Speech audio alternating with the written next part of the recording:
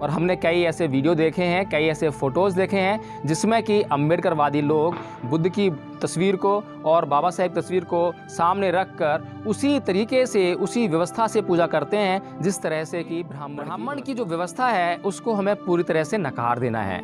हमारे लिए ब्राह्मण की कोई भी व्यवस्था की ऐसी कोई आवश्यकता नहीं है जो कि हमारे जीवन में किसी बात से अकाल पड़ने वाला हो। यदि हमने ब्राह्मण की किसी व्यवस्था को नहीं, दीप दानोत्सव मनाइए मत बनाइए, और अगर आप दीप दानोत्सव मना रहे हैं और उसको दिवाली के दिन मना रहे हैं तो मेरा तो यह मानना है कि आप उसको उसी तरह से मनाएंगे जिस तरह से हिंदू लोग अपनी दिवाली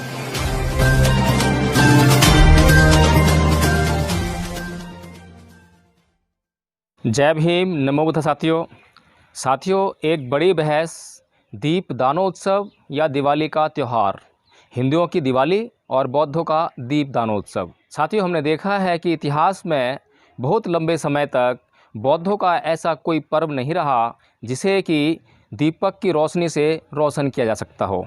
लेकिन साथियों, ये भी बहुत बड़ी सच्चाई है कि दीपक का अगर संबंध है तो बौद्धों के इतिहास से है। साथियों, बौद्ध इतिहास में, बौद्ध धर्म में दीपक का बहुत बड़ा महत्व है। साथियों, यदि हम वैकल्पिक प्रकाश की बात करें तो उस समय वैकल्पिक प्रकाश के रूप में दीपक मौजूद था। और जैसा कि बुद्ध ने अपने सिद्धांतों में, अपने धम्म के जरिए लोगों को यह संदेश दिया कि प्रज्ञावान बनो। प्रज्ञावान बनने से जो जीवन का अंधकार है, यानी कि जो जीवन के कष्ट हैं, दुख हैं, वे दूर होते हैं। यदि हमारे जीवन के दुखों को दूर करने के लिए प्रज्ञा रूपी प्रकाश की आवश्यकता है तो उस प्रज्ञा के लिए प्रतीकों की भी बड़ी भारी आवश्यकता है। साथियों, बुद्ध ने भी कहा कि अत्तदीपो भव। दीपो भव जैसा संदेश बुद्ध देते हैं वैसा अन्य कहीं किसी धर्म में देखने को नहीं मिलता है। साथियों, दीप दानो उत्सव एक बार तो सुनकर मेरे भी कान खड़े हो गए कि क्या इस दिन बौद्ध लोग दीपों का दान करेंगे? क्या उस दिन दीपों का दान करके बौद्ध लोग इस उत्सव को मनाएंगे? साथियों, लेकिन एक बात मेरे समझ में आई कि दीप दानो उत्सव का मतलब है दीप दान करना, यानी कि वैकल्पिक प्रकाश की व्यवस्था करना, यानी कि अंधकार को मिटाना। और इसका मतलब यह है, यह प्रतीकात्मक है, यह संकेतात्मक है कि अपने जीवन में यदि हमें दुखों को दूर करना है तो प्रज्ञा रूपी प्रकाश को उजागर करना होगा। साथियों, बौद्ध लोग दीप दानो उत्सव का पर्व मनाएं या ना मनाएं, इससे कोई फ़र्क नहीं पड़ता। लेकिन यदि बौद्धों ने अपने जीवन में प्रज्ञा को हासिल करके, अपने जीवन में प्रज्ञा को उत्पन्न करके अपने जीवन को, अंधकार को दूर नहीं किया तो वे भारी कष्ट में हमें हमेशा दिखाई देंगे।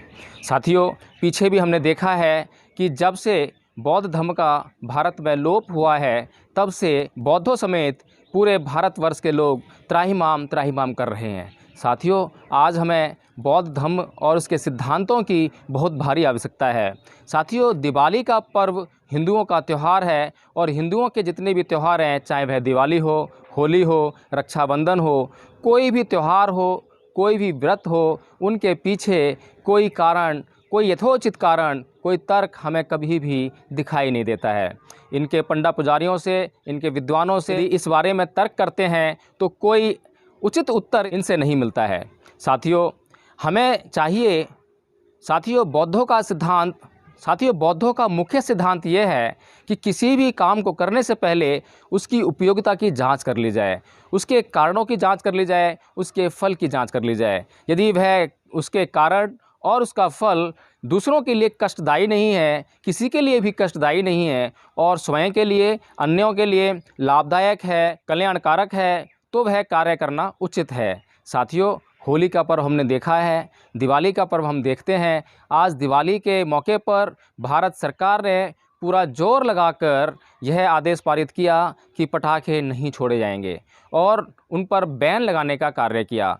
कोर्ट ने भी अपने आदेशों के द्वारा खौफ उनके अंदर पैदा करने का प्रयास किया। लेकिन साथियों, यह अंधापन इतना गहरा है कि लोगों को यह समझ में नहीं आता कि दिवाली के दिन जो पटाखे छोड़ रहे हैं, जो वो पैसों में आग लगा रहे हैं, उनसे न केवल उनका धन नष्ट होता है बल्कि उनका जीवन भी नष्ट हो रहा है। साथियों, आज पूरी दुनिया में यदि हम देखें तो मनुष्य की जो आबादी है वो लगातार बढ़ती जा रही है। मनुष्य की आबादी बढ़ रही है तो उसके संसाधन कम होते जा रहे हैं और जो प्रकृति है वह भी नष्ट होती जा रही है। जैसा कि वैज्ञानिक हमें बताते हैं कि जो ओजोन परत है उसमें छेद हो गया है, जो सूर्य की बहुत ही खतरनाक किरणें हैं उससे पृथ्वी के ऊपर रहने वाले जीवों की रक्षा करती है और वह ही नष्ट होती जा रही है। साथियों, दुनिया के विकसित देशों ने इस प्रदूषण को बढ़ाने के लिए बहुत ही खतरनाक भयंकर कार्य किए हैं। उन्होंने बहुत भारी गलती की है। वे अपने विकास की गति को गतिमान रखने के लिए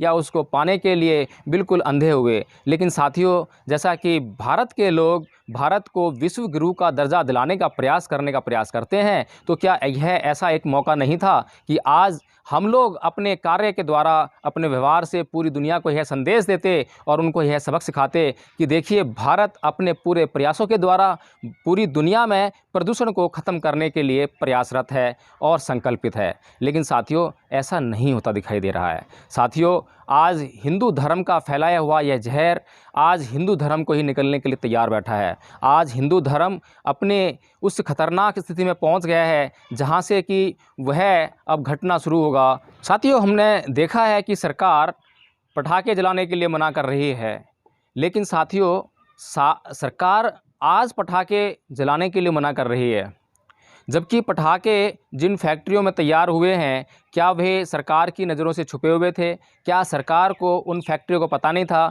या क्या पूरे देश में 1 या 2 फैक्ट्री लगी हुई हैं जिन्होंने पूरे देश में पटाखे जलाने के लिए जो सामग्री चाहिए वो तैयार कर ली? साथियों, यह सरकार की दोहरी मानसिकता हम लगातार देखते आ रहे हैं। एक तरफ मना करेगी और दूसरी तरफ प्रोत्साहन देने का कार्य करती है। जैसा कि हम देखते हैं कि धूम्रपान के लिए, नशीली वस्तुओं के लिए एक तरफ तो वह मना करती है, विज्ञापन देती है, विज्ञापन पर करोड़ों अरबों रुपए व्यय करती है, वह जनता की गाढ़ी कमाई का पैसा होता है, और दूसरी तरफ जो है वह लोगों को इन नशीले पदार्थों के सेवन से रोकने का प्रयास करती है। एक तरफ तो सरकार पटाखे छोड़ने के लिए मना करती है और वहीं दूसरी तरफ उसने ऐसी कोई व्यवस्था नहीं की जिससे कि यह पटाखे बनना ही बंद हो जाएं। साथियों, कहावत तो ये है, ना रहेगा बांस ना बजेगी बांसुरी, यानी कि जो समस्या है उसकी हमें जड़ समाप्त करनी चाहिए।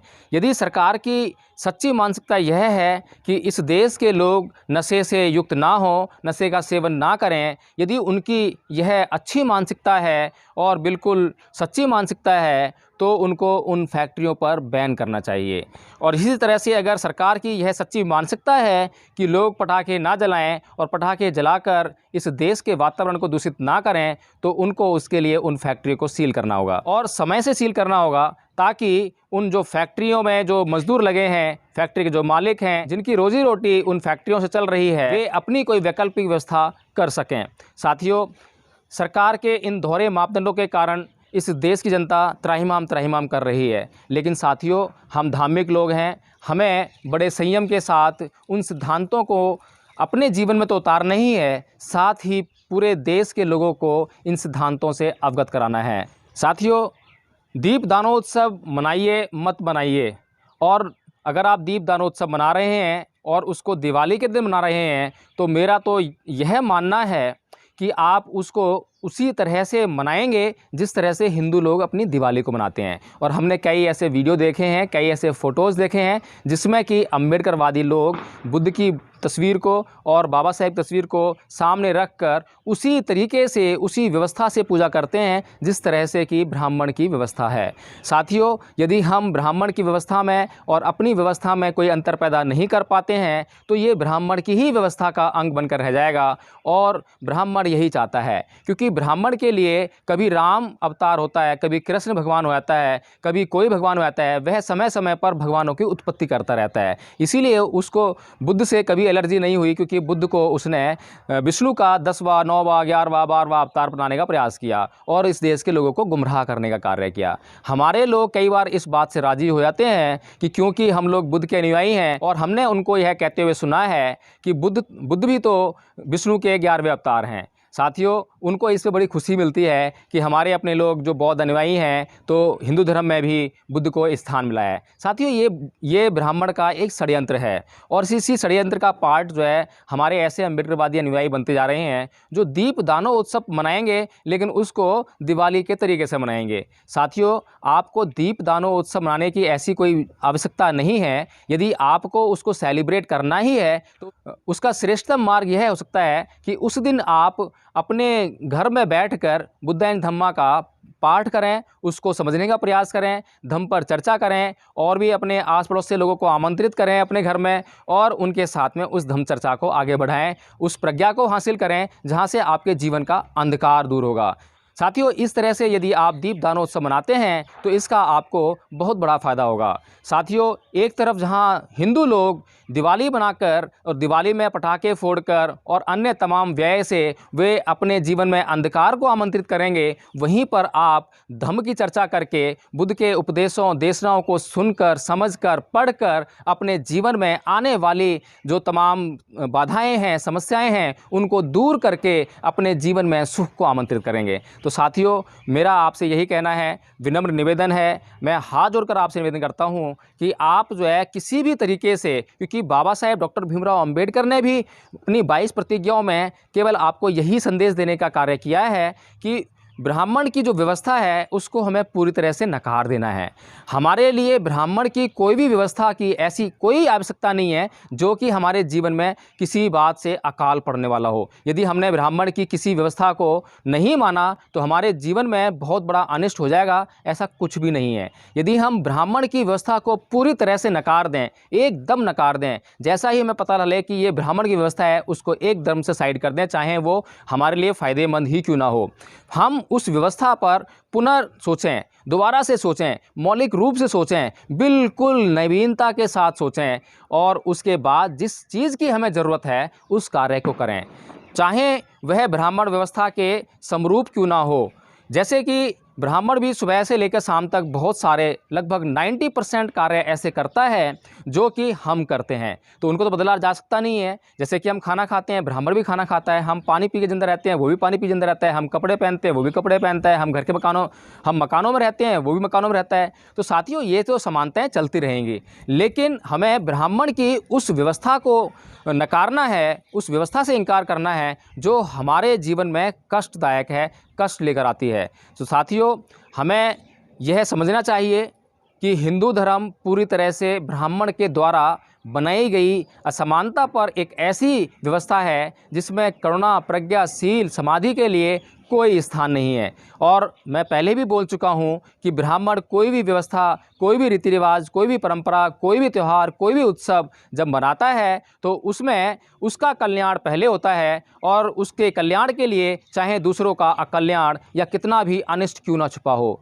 साथियों, हमें ब्राह्मण के इस षड्यंत्र को समझना है, क्योंकि ब्राह्मण को इस देश में मुफ्त का सम्मान मिला है, मुफ्त की प्रतिष्ठा मिली है और किसी को भी यदि मुफ्त की प्रतिष्ठा और मुफ्त की सम्मान मिलता हो तो वह उस मुफ्त की प्रतिष्ठा और मुफ्त के सम्मान को बिल्कुल भी छोड़ना नहीं चाहेगा। और ऊपर से हम उसको जब सम्मान देने का कार्य करते हैं, प्रतिष्ठा देने का कार्य करते हैं, तो उसके सम्मान और प्रतिष्ठा में फ्री में, मुफ्त में बढ़ोतरी होती चली जाती है। साथियों, हमें इस कार्य को रोकना है। इसलिए मेरा आपसे यही निवेदन है कि या तो आप जो है दीपदानो उत्सव जैसी प्रक्रिया है उसको इनकार कर दें, मनाएं ना। उस दिन आपको अवकाश मिला है, बुद्ध विहार जाएँ, वहाँ पर दीप जलाएं और वहाँ पर सभी लोग एक दूसरे से धम्म चर्चा करें, या आप वहाँ नहीं जा पा रहे हैं तो अपने घर में बैठकर धम्म चर्चा करें। यही आपके जीवन में प्रकाश लाएगा, यही आपके जीवन का दीपक है। जय भीम, नमो बुद्धाय। अपना चैनल, आपका चैनल, समाज का चैनल, देश का चैनल एनबी न्यूज 24/7 को आप लाइक करें, सब्सक्राइब करें और ज्यादा से ज्यादा इसकी वीडियो को शेयर करें ताकि हर खबर को मैं आप तक आसानी से